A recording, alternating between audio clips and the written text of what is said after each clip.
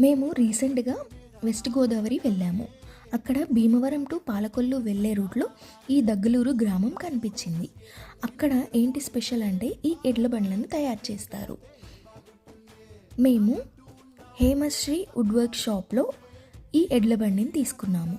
ఆ షాప్ వాళ్ళు మనకి చిన్న ఎడ్ల బండి దగ్గర నుంచి పెద్ద ఎడ్ల బండ్ల వరకు తయారు చేస్తారు. అలాగే పూజా మందిరాలు, ఎడ్ల బండి టీపాయలు, పెద్ద ఎడ్ల బండ్లు ఈ సంక్రాంతికి ఎడ్ల బండ్లను చాలా ఇష్టంగా చూస్తారు. చూడండి ఇవి ఎంత రియలిస్టిక్గా ఉన్నాయో.